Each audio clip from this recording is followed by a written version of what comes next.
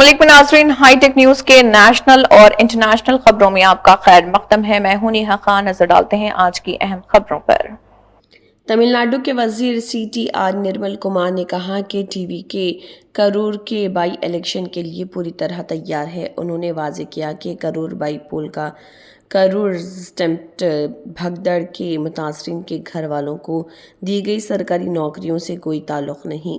वजीर ने कहा कि दोनों मामलात को आपस में जोड़ना दुरुस्त नहीं। ஒரு சதித்திட்டத்தால் நிகழ்த்தப்பட்டது. கண்டிப்பா இதை யாரும் மறக்க மாட்டோம். கண்டிப்பா அது அரசாங்கத்தின் முதல்வரின் முடிவு. அது யாரும் அதை தடுக்க முடியாது. சார், அதே மாதிரி இடைத்தேர்தலை மையப்படுத்தி தான் இந்த பணி ஆணைகளை கொடுத்திருக்காங்க. அதற்கும் இதுக்கும் சம்பந்தம் இல்லை. இடைத்தேர்தல் நாங்க தான் சொல்றோமே, நாங்கள் ஒட்டுமொத்த கட்சியும் எப்பவும் தேர்தலை சந்திக்க தயாராக இருக்கிறோம். அதுல ஏன்னா மக்களுடைய ஆதரவு இருக்கு, மக்களுக்காக தான் நாங்க வேலை பார்த்துட்டு இருக்கோம். அதுல எந்த மாற்று கருத்தும் இல்லை. தேர்தலுக்காக செய்யற காலங்கள்லாம் போயிருச்சு. மக்களுக்கு எது நல்லது, யாருக்கு செய்யணும், எந்த கட்சி நல்ல கட்சி, யாரு மக்களுக்காக செய்யறாங்கன்னு மக்களுக்கு தெரியும். இதெல்லாம் பார்த்து மக்கள் எனக்கு எதுவும் ரியாக்ட் பண்ண மாட்டாங்க. மக்களுக்கு தெரியும் யாரு மக்களுக்காக செய்யறா, யாரு உண்மையான தலைவர், யாரு சுயநலவாதிகள், யாரு ஊழல்வாதிகள், மக்கள் நல்லா தெரியும். இதற்கும் அதற்கும் சம்பந்தமே கிடையாது. கண்டிப்பா சரிதான்.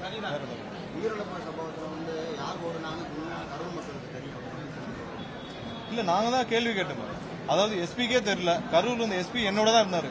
எஸ்பி என்னோட தான் இருந்தார். நானும் எஸ்பி ஒன்னா தான் இருந்தோம். எஸ்பிக்கே தெரியாத விஷயம் செந்தில் பாலாஜிக்கு எப்படி தெரியும்? எஸ்பிக்கே தெரியாது சம்பவத்தில் யார் உயிரிழந்தாலும் இல்லை ஹாஸ்பிட்டல் எவ்வளவு பேர் இருக்காங்க. எஸ்பிகிட்ட நானும் கேட்டேன், என்னாச்சு, ஏதாவது டிசாஸ்டரா, ஏதாவது யாருக்காவது ஏதாவது உடம்பு சரியா, ஏதாவது விழுந்துருச்சா, ஏதாவது செவர் எதாவது விழுந்துருச்சா அப்படின்னு கேட்டேன். இல்ல, அந்த மாதிரி எதுவும் இல்லை, ஒன்றும் இல்லை சார், 2-3 பேர் மயக்கம் போட்டிருக்காங்கன்னு சொன்னார். எஸ்பிக்கே தெரியாத விஷயம் செந்தில் பாலாஜி உடனே எப்படி போகும்? செந்தில் பாலாஜி பக்கத்தில், அதாவது இவ்வளவு பெரிய ஒரு ஒரு மிகப்பெரிய தலைவர், அவரோட நிகழ்ச்சி நடக்குது, எல்லாரும் பக்கத்திலே ரூம் போட்டு காத்துட்டு இருந்தாரு. செந்தில் பாலாஜி GH பக்கத்துல ரூம் போட்டு காத்துட்டு இருந்தாரா? எப்படி உடனே 5 நிமிஷத்துல அங்க அந்த இடத்துக்கு வந்தாங்க? மற்ற ஊர்கள்லாம் அவங்க வீட்டில் இருப்பாங்க, இல்லை டிவியில பார்ப்பாங்க. ஏன்னா அன்னைக்கு கூட்டம், அந்த நகர் முழுவதும் கூட்டம் இருக்கும், நகர் முழுவதும் மக்கள் இருப்பாங்க. कुशीनगर में खिताब करते हुए उत्तर प्रदेश के वज़ीर आला योगी आदित्यनाथ ने समाजवादी पार्टी पर तनकीद की। उन्होंने दावा किया कि एसपी हुकूमत के दौर में दुर्गा पूजा, जन्माष्टमी और होली की तकरीबात को मुश्किलात का सामना था। योगी ने ये भी इल्ज़ाम लगाया कि उस दौर में मंदिरों के फंड्स का गलत इस्तेमाल किया गया। लेकिन पहले क्या होता था? समाजवादी पार्टी की सरकार के समय बहनों और भाइयों, इन्होंने इतना माहौल खराब करके रखा हुआ था। दुर्गा पूजा के समय दुर्गा पूजा नहीं रखने देते थे, जन्माष्टमी के समय बैन कर देते थे आयोजन पे, होली के समय में होली मनाने नहीं देते थे, मंदिरों के नाम पर आने वाले पैसे को हजम कर जाते थे। तमिलनाडु पोल्ट्री एसोसिएशन ने रियासती हुकूमत से मुतालबा किया है कि ब्रॉयलर चिकन की फरोख्त हर दिन की इजाज़त दी जाए, जिनमें महावीर जयंती और वल्लालर डे जैसे नोटिफाइड नो मीट डेज भी शामिल हैं। एसोसिएशन का कहना है कि पाबंदियों से पोल्ट्री तिजारत और रोज़गार मुतासिर हो रहा। இதில் சில நிறுவனங்கள் எங்களுக்கு கோழியை சப்ளை பண்ணும்போது கழுத்து, குடல் பகுதியில் நிறைய தீவனங்களோடு அனுப்புனாங்க அப்படிங்கிற போக்குனால அரசிட்ட நாங்கள் ஒரு இது கேட்டிருந்தோம், வழிகாட்டு நெறிமுறைகள் கேட்டிருந்தோம். கடந்த அரசுலேயே அவங்க அழகா அது ஒரு வழிகாட்டு நெறிமுறைகள் கொடுத்துருந்தாங்க. இப்போ சமீபத்தில் அது நடைமுறையில் சரிவர இல்லாமல் இருந்ததை மறுபடியும் அரசு அதிகாரிகளை பார்த்து அதை புதுப்பிச்சு அதை எல்லா இடத்துலையும் நடைமுறை பற்றி கோரியிருக்கோம். அவங்களும் அதுக்கான வழியை உடனே செஞ்சிட்டாங்க. இப்போ நிறுவனங்கள் எங்களுக்கு தூய்மையா, எந்தவித வணிகர்களுக்கும் பாதிப்பு இல்லாம, நுகர்வோருக்கும் பாதிப்பு இல்லாம, இந்த குப்பைகளால சுற்றுப்புற சூழலும் பாதிப்பு இல்லாம வகையில இத செய்து கொடுக்கறதுக்கு அரசு அதிகாரிகள் எங்களுக்கு உதவியா இருக்கணும், அந்த நடைமுறைகளை கண்காணிக்கணும். ஸோ இதன் மூலம் பாதுகாப்பான ஒரு கோழி இறைச்சி மக்கள்கிட்ட போய் சேரும். இந்த முதல் கோரிக்கை. 2வது கோரிக்கை நாங்கள் என்ன சொல்றோம், நோ மீட் டே அப்படின்னு சொல்லி ஒரு வள்ளலார் தினம், திருவள்ளுவர் தினம், இந்த மாதிரி நிர்வாண் டே, மகாவீர் நிர்வாண் டே, மகாவீர் ஜெயந்தி, இந்த 4 நாட்கள் சுத்தமாவே இறைச்சியை விற்க கூடாது அப்படின்னு ஒரு பேன் இருக்கு. இது ஒரு சில வருஷங்கள் முன்னாடியே வந்ததுங்க. இப்போ நாங்கள் அரசு கோரிக்கை வச்சிருக்கோம், அவங்க பண்ணி கொடுக்குறேன்னு இருக்காங்க. அதன்படி அந்த இதை லிஃப்ட் பண்ண சொல்லியிருக்கோம். அந்த பேனை எல்லா மக்களும், எல்லா பலதரப்பட்ட மக்கள் என்ன உணவு வேணாலும் சாப்பிடலாம், இது உணவு உரிமையை பாதிக்கிற விஷயமா இருக்கனால இதை செஞ்சு கொடுங்கன்னோம். அரசு பரிசீலிக்குது, செஞ்சு கொடுத்துருவாங்கன்னு கண்டிப்பாக எங்களுக்கு வந்துடும் அப்படிங்கிறது. இன்னும் ஒரு முக்கியமான கோரிக்கை என்னன்னா, கழிவுகள் இருக்கு இல்லையா, இந்த கோழி இறைச்சி கழிவுகள், அந்தந்த மாவட்டங்கள் கழிவுகளை வந்து இந்த கார்பரேஷன் நிர்வாகங்கள் வந்து சென்ட்ரலைஸ்டா கலெக்ட் பண்ணி ஒரு ரெண்டரிங் பிளான் போட்டு எவ்வளோ மேக்சிமம் இதை பாதுகாப்பாக செஞ்சாங்கன்னா நகர்ப்புறம் தூய்மையா இருக்கும், ஸ்ட்ரீட் டாக்ஸ் எல்லாம் குறையும், எங்களுக்கும் வேலை ஈஸியா இருக்கும், தொந்தரவு கம்மியா இருக்கும். இது அரசாங்கம் ஒரு நல்ல இடங்களை பார்த்து ரெண்டரிங் பிளான் போடுறதுக்கு ஏதாவது எங்க நிறுவனங்கள் எங்க அமைப்பு சார்பா உதவி பண்றதுக்கும் நாங்க ரெடியா இருக்கோம். ஸோ இந்த அரசாங்கத்துக்கு இந்த கோரிக்கையை நாங்க வைக்கிறோம்.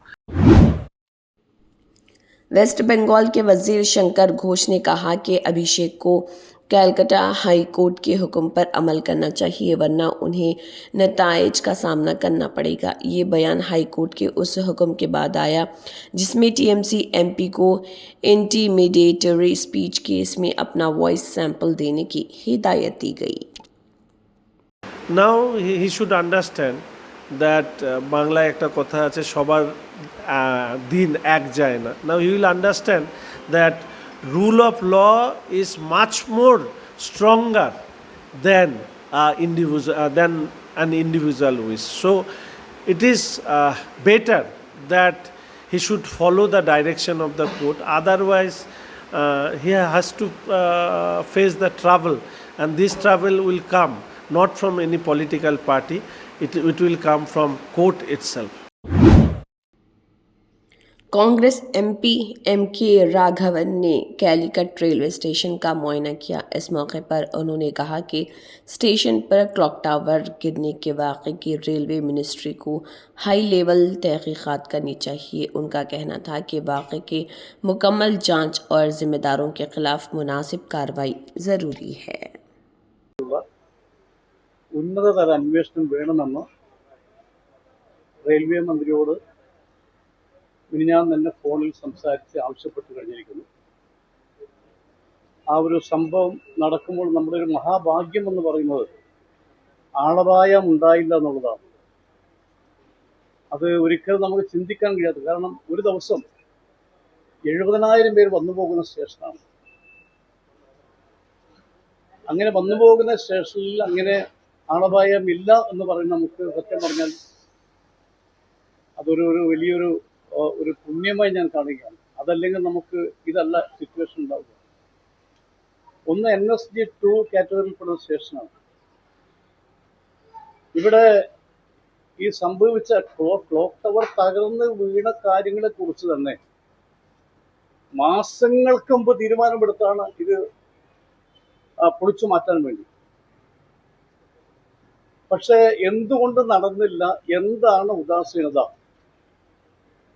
അതിലൊരു കാര്യം എനിക്ക് സൂചിപ്പിക്കാനുള്ളത്, ഇപ്പോൾ 27 ഓഗസ്റ്റിലാണ് ഈ റീഡെവലപ്മെന്റ് കൺസ്ട്രക്ഷൻ പൂർത്തിയാക്കി റെയിൽവേ ഏൽപ്പിക്കുന്നത്.